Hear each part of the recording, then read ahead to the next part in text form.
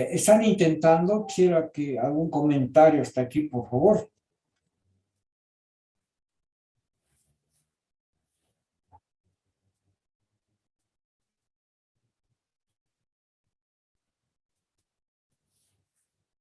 ¿Tiene algún comentario que hacerme?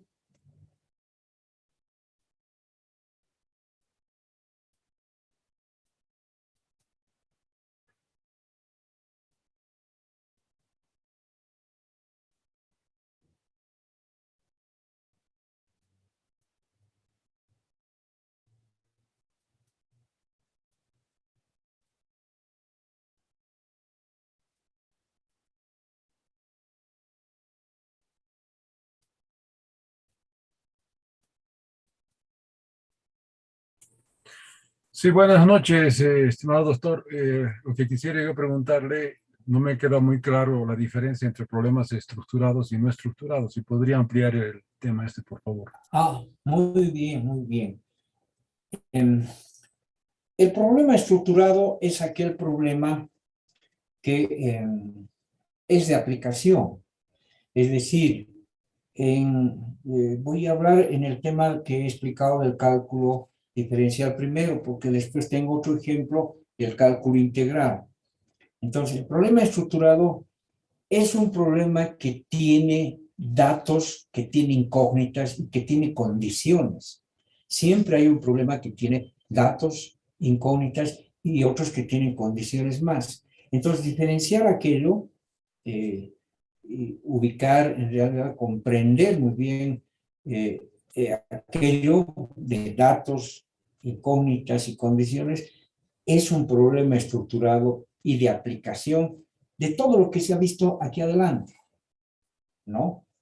En cambio, un problema no estructurado es aquel que tiene simplemente datos estadísticos, por ejemplo, para hacer un comportamiento de tendencia de una población, por ejemplo. O cuando quieres hacer, por ejemplo, tienes datos en un laboratorio de hacer un experimento varias veces y quieres saber cuál es la tendencia, si estoy haciendo bien o estoy haciendo mal, puedes tener 5, 6, 10, cuántos datos en las mismas condiciones vas a tener datos y puedes construir un modelo matemático de predicción, ¿no? Y luego, si quieres validarlo, puedes validarlo con un método científico, haciendo su doximasia, etcétera, y su validez, tener su validez, ¿no? Dependiendo de qué problema se trata. Entonces, esa es la diferencia prácticamente, ¿no? Y en matemáticas se nota, se diferencia muy bien aquello. Y el problema simulado ya es otra situación superior. Esos dos últimos escalones se prestan para las materias de especialidad mucho. Entonces, y en el curso básico se presta mucho desde términos no definidos hasta problemas de aplicación. Esos problemas estructurados, prácticamente yo denominado así, son problemas de aplicación del tema, quiere decir, ¿no? Eso sería mi explicación. Muchas gracias. Sí.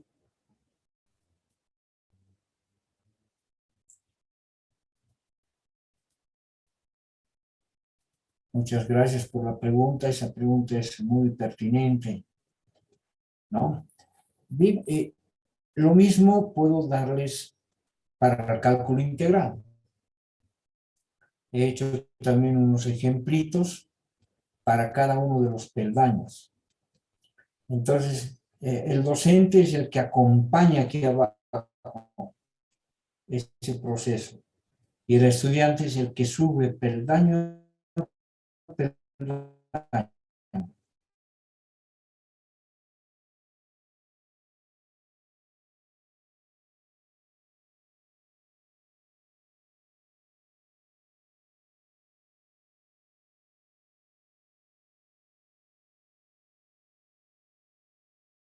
La física, perfecto. La química, cualquier física, materias de especialidad con seguridad van a encontrar. Ahora, no es obligatorio que existan términos no definidos. De repente, en un área determinada, todo está definido. No hay problema. Entonces, ahí tienen otros ejemplitos. Lo importante es que ustedes van a tener todo esto, están grabando, y ténganlo, porque el conocimiento justamente es eso, compartir. A lo mejor el día de mañana, pasado, me encuentro uno de ustedes y me dice, podríamos mejorar de esta manera, ¿por qué no hacemos eso? Me voy a sentir satisfecho, me voy a sentir muy bien. ¿Por qué? Porque nada es absoluto, nada es el top y no se puede cambiar. De repente se puede mejorar, pero en su momento esto ha estado muy excelente y les ha gustado. Y les cuento que en Alemania lo están aplicando. O sea, pero aquí he tratado de hacerlo, consensuarlo con mis colegas homólogos que hacen lo mismo. Me es difícil, muy difícil tratar de aplicar, pero yo lo hago en mis clases. En eso tengo la libertad de hacerlo. Yo ya desde el 2011 estoy trabajando con él, son 10 años ya que trabajo con esto. Es decir, en el ordenamiento, porque van a ver después la metodología de resolver los problemas de aplicación. Ahora solamente es el ordenamiento del cálculo infinitesimal, pero que se extiende a la matemática en general, a cualquier área de conocimiento. Entonces, ahí están los pasos que tengo que explicarles. Fíjense, las 3 personas antes de que yo proponga mi método han sido Poincaré entre 1854 y 1912, que ha hablado de 4 etapas para resolver problemas de aplicación en la matemática. Saturación, incubación, inspiración, verificación. Poincaré ha sido un investigador matemático. Jacques Salomon Jalamat ha propuesto, primer paso, documentación, segundo, preparación, tercero, incubación, cuarto, iluminación y quinto, verificación. Perfecto. Y Poila, 1887 hasta 1985, ha trabajado mucho. El que más ha trabajado ha sido Poila. Primer paso, comprensión del problema. Segundo, concepción de un plan. Tercero, ejecución del plan. Y cuarto, visión retrospectiva. Entonces yo los he estudiado a estos tres matemáticos de alto calibre. Entonces, con toda la experiencia que tenía en el 2013, digo, la ventaja que tenía sobre los tres es que los tres eran solo matemáticos. Ninguno era ingeniero. Y un ingeniero respecto a un matemático hay diferencia. Hay diferencia porque el ingeniero va más a lo concreto y a práctica a resolver un problema. En cambio, el matemático teoriza más. No hay que meterse con un matemático puro porque él te va a enseñar a resolver, a demostrar teoremas profundos, porque a él le interesa la matemática pura. Por eso es una ciencia pura. Entonces, en base a todo este estudio, empiezo yo a analizar y digo, algo tengo que hacer. Y planteo, primer paso, conceptualización. ¿Qué significa la conceptualización? Es la comprensión, lectura del enunciado del problema. Ahí está la clave de todo. Hay que comprender con alta precisión el enunciado de un problema. Si no comprendes, no vas a poder resolver. Ese tiene que ser el primer paso. Es cerebral, es racional, es una lectura de comprensión del problema. Entonces, en esa lectura de comprensión, tienes que saber muy bien distinguir lo que son los datos de las incógnitas y si existen también condiciones del problema. Porque este método es para resolver problemas de aplicación, no ejercicios, no ejemplos, son problemas de aplicación, problemas estructurados. Entonces, una vez que se tiene vencido el primer paso, se va al segundo, que es idealización, que es un acto prácticamente cerebral, es un pensamiento prácticamente ideal, es decir, que concibes en tu mente y haces similitudes en base a la comprensión, a la conceptualización del problema, idealizas y dices, parece que algo similar he hecho antes, o análogamente puedo, pero tiene que ser un ejercicio mental rápido, ¿no? Ese paso es un pensamiento fuerte que hay que tener sobre la conceptualización del problema, para pasar al tercero, que es la geometrización. Luego les voy a dar en el siguiente slide que comprende, cada uno de estos pasos comprenden 3 etapas. Eso les voy a explicar enseguida. Ahora estamos en forma general. La geometrización, ¿qué es la geometrización del problema? No le da muchas veces importancia a la geometrización. La geometrización no es más que el dibujo geométrico, el esquema del problema. Es decir, un esquema donde estoy mostrando datos, estoy mostrando incógnitas, dónde está el ángulo, cuáles son los ángulos alternos, internos, qué necesito, la altura, la base. Es decir, siempre se puede geometrizar, hasta un problema de edades se puede geometrizar. Por ejemplo, Juanito hace 10 años tenía el doble de edad de María y hoy es, etcétera, etcétera. Entonces, al Juanito le dibujas en el pasado más grandecito que la María y etcétera. Siempre se puede dibujar un problema, siempre. Siempre se puede dibujar porque la geometrización te ayuda a comprender para después llegar a la cuarta, que es la operativización.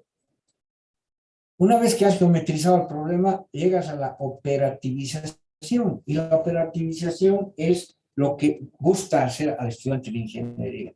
Hacer operaciones y operaciones y operaciones y resolver las ecuaciones hasta llegar a la respuesta. La operativización es hacer operaciones, conocer el desarrollo de la matemática básica, trigonometría, qué sé yo, todo, haciendo operaciones, llegar a la respuesta.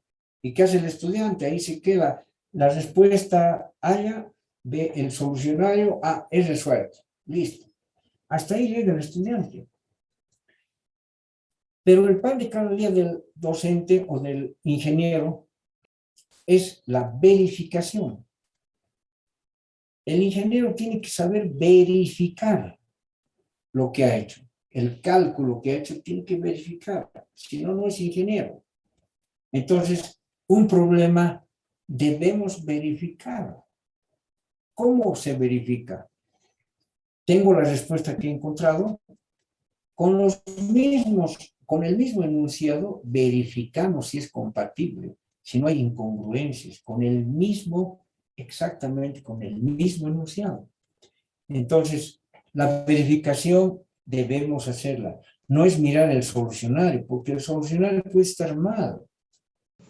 Y el estudiante sigue haciendo de otra manera el problema, pero si la respuesta está mal, entonces se va a amanecer y nunca va a llegar a esa respuesta porque la respuesta está mal. Yo he visto varios solucionarios donde la respuesta está mal, seguramente por la transcripción, etcétera, pero sucede. Entonces, el ingeniero de este estudiante tiene que saber verificar lo que ha hecho.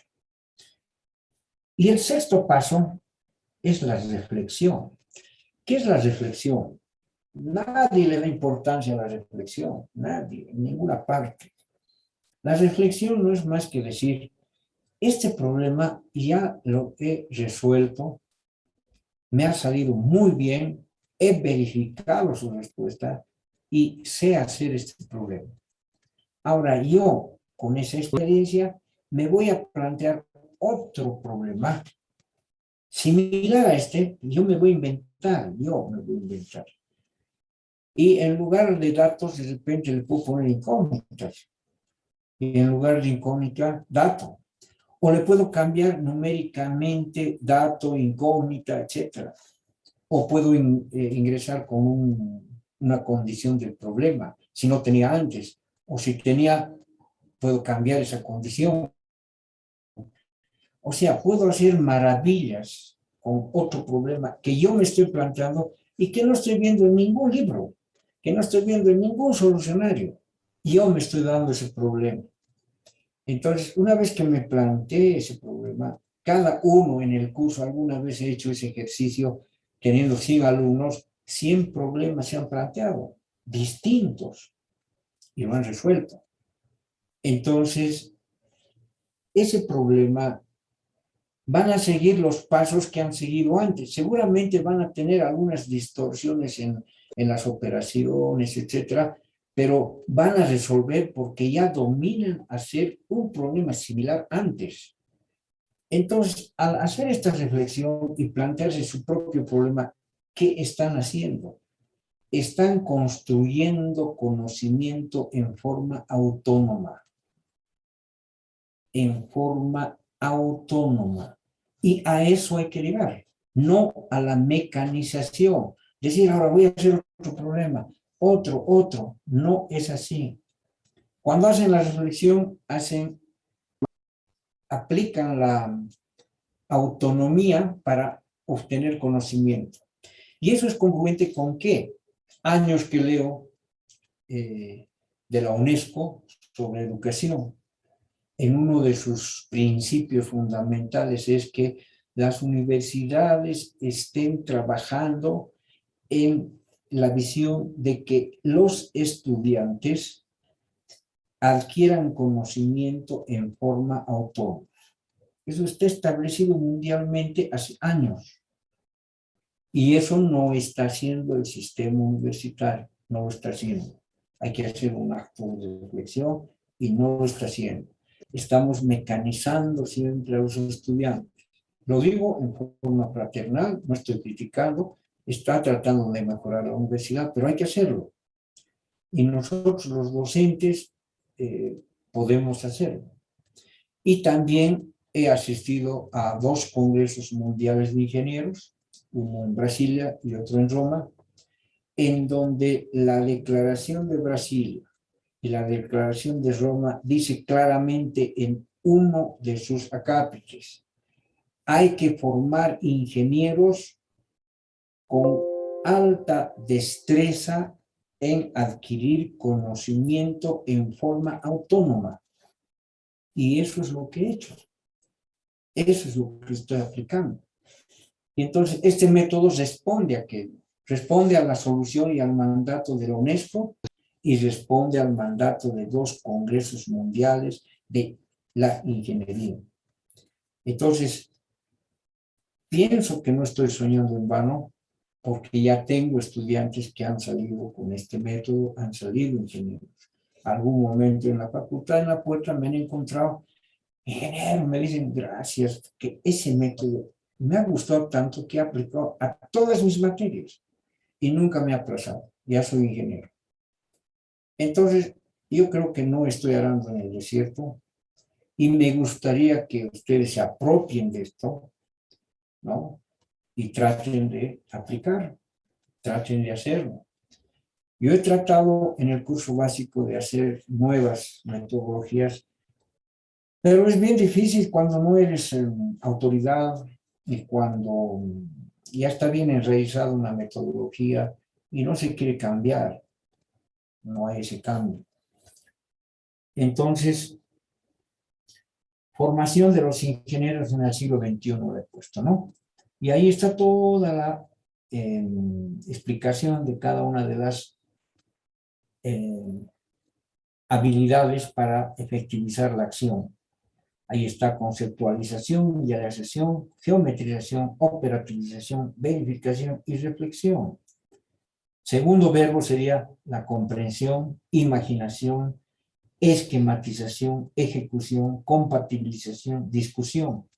Y ahí está la habilidad, comprensión lectora del enunciado del problema matemático, aproximación de la solución del problema matemático, aplicación de la geometría en el planteo del problema, algoritmización del desarrollo matemático del problema. Algoritmización es procedimiento de cálculo.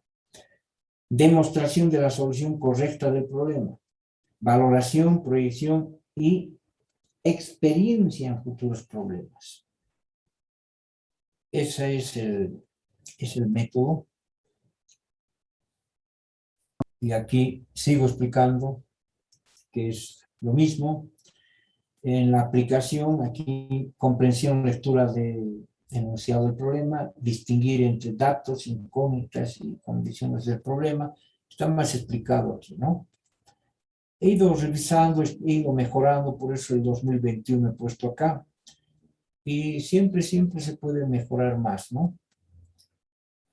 Y aquí están realmente los pasos bien explicados. Construcción matemático del aprendizaje en la formación del ingeniero del siglo XXI. Ya es un poquito mejorado la redacción. Primer paso, conceptualización del problema, datos del problema, incógnitas del problema, condiciones del problema. Es la comprensión lectora del problema sabiendo distinguir con precisión entre datos, incógnitas y condiciones que se presentan en el enunciado. Segundo paso, idealización del problema. Imaginación, analogía, aproximación de la solución del problema. Es un ejercicio mental idealizando el problema como primer acercamiento a la solución. Es solo pensamiento e imaginación de la mente. Tercer paso, geometrización del problema. Esquematización del problema. Graficación del problema, aplicación de la geometría euclidiana, naturalmente. Es la interpretación del enunciado a través de un dibujo gráfico necesario, visualizando en el papel los datos, incógnitas y condiciones del problema. Cuarto paso, operativización del problema. Aquí está bien sistematizada la explicación. Primer paso, algoritmización del problema. Realizar las operaciones correspondientes con el objeto de llegar a la respuesta final, aplicar la matemática básica en el proceso de solución. Esta es la etapa donde se realiza el procedimiento de cálculo aplicando todo el saber matemático básico. Primero, escribiendo las relaciones matemáticas, las ecuaciones y diversas, y luego resolviéndolas. Y finalmente tenemos el quinto paso, verificación del problema. Demostración de la solución correcta del problema. Prueba de la veracidad de la solución del problema. Validación de la solución del problema. La validación es realmente validar su respuesta. Y una vez que verifica, entonces, encontrar un recurso posible para establecer la verificación del resultado o respuesta del problema. Se puede validar la respuesta demostrando la compatibilidad con el enunciado del problema. Y finalmente, el último paso es la reflexión acerca del problema resuelto. Discusión y valoración del problema. Proyección acerca de otros nuevos problemas. Experiencia para resolver futuros problemas. Ahí se plantea al estudiante otro problema y otro. El propio estudiante puede hacerse solucionarios construyendo conocimiento autónomo sin necesidad de ver nada más, ni libros ni nada. Solo escuchando a su docente y nada más. Así tendría que ser. El estudiante en esta última etapa, con la experiencia de haber resuelto el problema hasta su verificación, está en condiciones de crear o innovar otro problema similar, profundizando el enunciado del problema resuelto con éxito. Entonces estamos yendo al constructivismo. Estamos construyendo nuestro propio conocimiento en forma autónoma. Llegar a aquello, para mí sería interesante que todos aprovechen este recurso, esta metodología. Me gustaría que alguien se anime y no se encasillen en mecanizarse en resolver problemas. Antes nosotros, en nuestra generación era así. Lo único que hacíamos es encontrar un libro, etcétera, y empezar a resolver cientos de problemas, porque así nos pedían también. Entonces, pero ahora ya, no podemos estar lo mismo. Bueno, aquí les he puesto por si acaso este slide que ayer tenía que mostrarles. Es un slide que no tiene nada que ver con la didáctica, pero muchos dicen, yo estudio ingeniería, yo estudio economía, ¿por qué? Por ganar plata al final de cuentas. Esto es, ¿para qué nos vamos a mentir? Uno estudia una carrera, ¿para qué? Para tener una estabilidad económica, etcétera. Muy raro es aquel que estudia por gusto una determinada especialidad y dice, no importa si soy pobre, no pasa nada, pero a mí me gusta estudiar esto. No es tan así, ¿verdad? Entonces, este capital humano, capital natural, todo eso les he puesto condiciones de regulaciones ambientales. Eso ya tenía que explicarles en algún momento. Y esta es la construcción por el saber, los saberes nuevos. Ya no es disciplinar, es transdisciplinar. No es analítico, es holístico, es todo. Y ya no es lineal, es no lineal. Lo tradicional en la parte izquierda, lo postmoderno o lo que llamamos, en realidad he hablado mucho con historiadores, lo que estamos viviendo actualmente es la edad contemporánea, no es el postmodernismo, la edad contemporánea. Y esto no se olvide, el ser humano y la computadora, ambos pueden acumular basura. Hay que, prácticamente nosotros tenemos que tratar de simplemente que a nuestro cerebro entre conocimiento puro, depurado, no basura. El ordenador con virus se para. El cerebro con puro chismorreo y con puro noticias falsas también puede no funcionar. Nuestra mente solo debe procesar conocimiento significativo, no basura como son los chismes. Aquí les he planteado algo importante también que noto, es la cliodinámica. La cliodinámica es una rama de la matemática reciente, bueno, reciente, hace 20 años, digamos, no, un poco más, pero es reciente respecto a la evolución de la matemática, ¿no? La cliodinámica prácticamente trabaja con datos, se requieren datos de muchos años y uno puede ir construyendo modelos matemáticos. Esto es la matemática aplicada a la sociología, a los movimientos sociales. Uno puede saber en cualquier país, en base a datos, cuál es el comportamiento. Ahí dice claramente, gracias a Internet, que está permitiendo la digitalización en la nube de millones de documentos históricos de todas las épocas, desde periodos a registros públicos, es ahora cuando está obteniendo resultados. Por primera vez están capacitados para hacer predicciones básicas en volúmenes de información suficientes. Ahí estamos viendo cómo han sido los movimientos sociales en Estados Unidos, por ejemplo, la corrupción, el terrorismo, etcétera. Cada qué tiempo se está repitiendo lo mismo. A través de estos modelos matemáticos se puede saber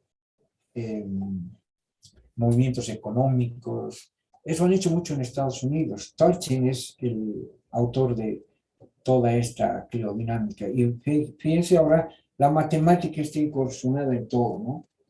Un electrocardiograma, como ayer les decía, un encefalograma, no es más que un análisis de Fourier.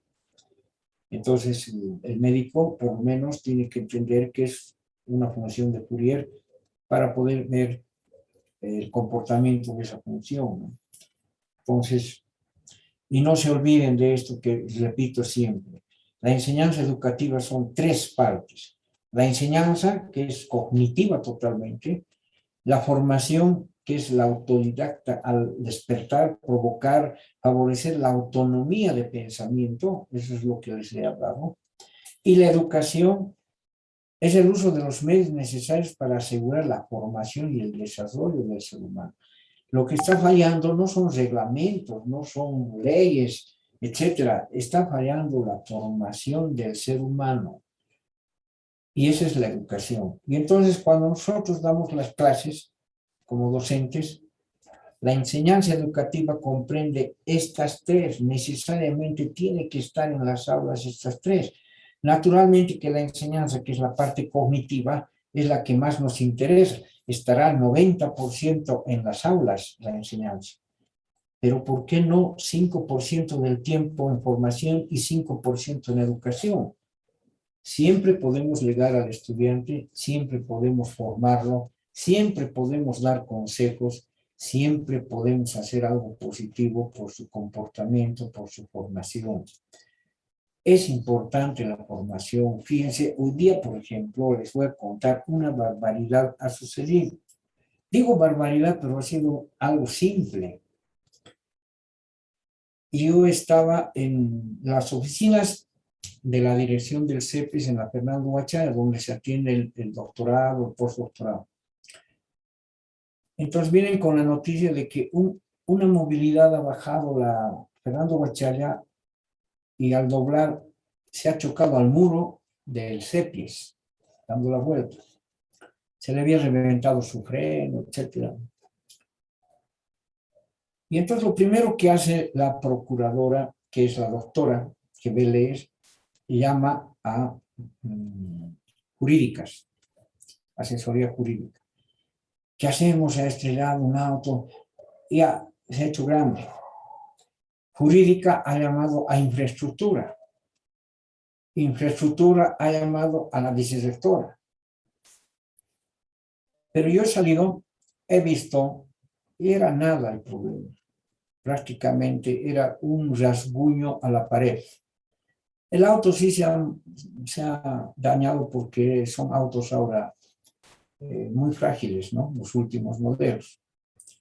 Y los dueños estaban ahí, han conversado conmigo, les digo, no es, gracias a Dios no ha habido problemas, digamos, personales, entonces no hay problema, internamente resolvemos. El policía, mi guardia, había llamado al tránsito. O sea, en un instante sabían, hasta el rector sabía el problema. Pero el problema cada momento magnificado, cuando el problema no existía el problema. Entonces, yo ya resolví, volví, me llama la vicerrectora. Del rectorado me han llamado también un personal. Me llama asesoría jurídica. Ha llegado el tránsito con un tráiler. Ha venido un teniente. Asesoría jurídica me ha llamado. Se ha hecho todo un escándalo cuando no existía ninguno. Y luego había que ir al tránsito a declarar desistimiento, que no hay denuncia. Le han cargado con el tráiler a la movilidad. No entendía ese teniente que ha venido. Es decir, el comportamiento de las personas realmente es fatal. Nos está haciendo daño. No hay educación. No hay formación. No existe. Yo me subí y me han hecho perder el tiempo como 3 horas de trabajo. 3 horas en algo que era simple. Simple, no tenía nada el muro. Ha habido un rasponcito que no pasa nada. El auto sí, pero el auto es su problema del dueño. A cualquiera le puede pasar una desgracia. Y más bien ha sido una desgracia con suerte porque no ha atropellado a nadie, no ha habido nada. y los metiches de los vecinos, que chica ha salido, que no puede ser. Es realmente una decepción por las personas. Esto que les digo, formación, educación. Formación, educación. Y el policía, yo lo voy a cambiar a la policía ahora, por ese hecho. ¿Cómo no me avisa antes de llamar al tránsito? Ese pobre señor que ha chocado, no sé cuánto le habrán hecho pagar por trasladar su movilidad. La movilidad no tenía nada. Pero les doy ese ejemplo de hoy día. De hoy día, y les doy porque en la vida práctica es esto. Lo que está fallando es realmente la formación de las personas, la educación. Las leyes están bien, los reglamentos también en la universidad. Lo que fallan son las gentes, fallan las personas. Y ustedes jóvenes, son más jóvenes los que me están escuchando, y perdón si hay colegas que me están escuchando, pero pienso que es una reflexión más para los jóvenes. Tengan principios, tengan valores. De nada sirve que salgan genios, que dominen las materias, salgan por excelencia y no tengan valores, que no tengan educación, que no tengan formación. Yo hago énfasis mucho en este slide donde voy, porque lo que nos está fallando a los pueblos, a las naciones, es este slide, que se comprenda. Yo sé que con esto, con la comprensión de aquello, nunca va a haber problema. El ser humano, si tendría excelente educación, formación, etcétera, no necesitaríamos ni leyes, ni nada. Todos estaríamos andando a hacer lo que debemos hacer. Como dice la Madre Teresa de Calcuta, me ha gustado mucho lo que dice, si cada uno barriera la puerta de su casa, este mundo sería limpio. Me ha quedado muy profundo aquello. Y es verdad, si cada uno se dedica a lo suyo, sin ser metiche con otros, este mundo sería limpio. Yo tengo que educarme en ser el mejor, tengo que educarme en tener principios, tengo que ser respetuoso. Hoy día he sido tal persona, mañana tengo que ser mejor que el que he sido hoy. No tengo que compararme con otro. Las personas no tienen que compararse. Solamente tengo que compararme conmigo mismo. Nada más. Tengo que cada día ser mejor que el que he sido ayer. Con ese principio, con este slide y con lo que les he explicado, creo que estoy aportando no solamente en las metodologías de enseñanza, didáctica, pedagogía, etcétera, sino en su formación, en su educación. Eso les doy como un consejo prácticamente. Ese consejo quisiera que hagan carne propia, y siempre les digo a mis alumnos, ustedes son como mis hijos. Cada semestre tengo muchos hijos que yo me abro con el corazón para llegar a ellos. Porque ¿qué me va a servir en este mundo? Este mundo, mañana me voy, pero tal vez mis consejos van a llegar, van a hacerlo, van a cumplir. Y con eso voy a estar feliz en cualquier lado, ¿verdad? Y no se olviden complementariedad, incertidumbre y relatividad, que ayer hemos hablado. Esas triadas que hay: sentir, pensar, actuar. Sentir con el corazón, pensar con el cerebro y actuar físicamente. Tengo que actuar. Libertad, igualdad, fraternidad. Saber, hacer y tener. Son triadas importantes. El principio de complementariedad. Nadie son contrarios, son complementarios. Están peleando sin motivo entre izquierda y derecha y no se sabe ahora si la derecha es más izquierda o más derecha, y la izquierda igual. No se sabe si son más derechistas o menos izquierdistas, pero puede haber complementariedad. Hay que retratar lo mejor de todos y desechar lo peor de todos y construir un nuevo mundo. Eso es lo que dice la complementariedad y la incertidumbre igual.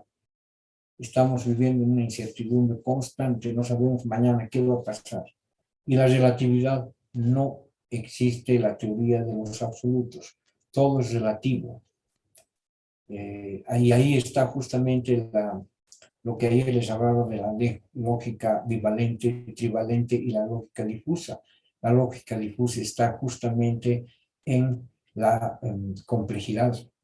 La lógica difusa, cuanto más me acerco a la verdad, cuanto más me acerco a la falsedad o me alejo de la verdad.